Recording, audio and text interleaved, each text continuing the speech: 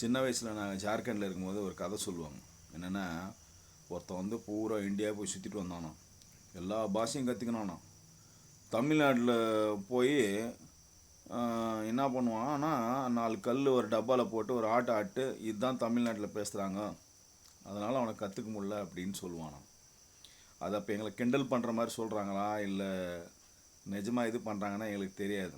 ஆனால் எனக்கு தமிழ்நாட்டுக்கு வந்ததுக்கப்புறமா தான் தமிழ்னா என்ன, இதோடைய அந்த இது என்ன, அப்படி அது பவர் என்னன்னு அப்படி தான் புரிஞ்சிச்சு. நம்ம ஆளுங்களாம் வந்து அப்போது நிறைய கோட் வேர்டு பண்ணியிருக்காங்க தமிழில். எப்படின்னா, ஒரு பொருள் இருக்கும், அந்த பொருளுக்கு வந்து ஒரு தமிழில் ஒரு புலவர்னு சொல்லுவாங்களே, அந்த பழைய காலத்து புலவர்கள்லாம் பாடுவாங்க.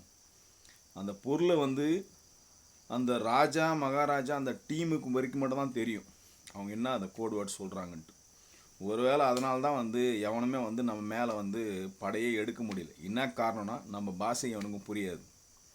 அப்புறமா இவங்க பண்ணுற வியூகம் வந்து யாருக்குமே வெளியே தெரியாது. இப்போது நம்ம ஒரு யூகம் போடுறோன்னா அது தெரியணும் மற்ற எதிரிக்கு. நம்ம பாஷையை புரியல, அவன் எங்கே இந்த யோகம் போடுறது? அதனால தான் நம்ம ஆளுங்களை அடிக்கவே முடியல. நம்ம ஆளுங்க அப்படியே கொடி கட்டப்படுறதுக்கு காரணம் அதுதான். மீதி தமிழ்நாட்டை தாண்டினா எல்லா ஸ்டேட்லையுமே வந்து ஒரே மாதிரி ஒரு பாஷை பேசுவாங்க, கலந்து தான் இருக்கும். நம்ம பாஷை மட்டும்தான் தனியாக இருக்கும், தனித்து தெரியும்.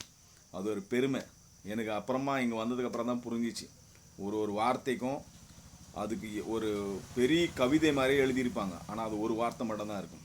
ஆனால் அது வந்து அந்த காலத்தில் அந்த ராஜா மகாராஜாங்களுக்கு மட்டும், அந்த சேனாதிபதி அவங்க ஒரு டீமுக்கு மட்டும் தான் தெரியும் அந்த கோடு வேர்டு. அவங்க சொன்னால் மட்டும்தான் அது புரியும் அவங்களுக்கு. இதோடைய எனக்கு கற்பனை தான்.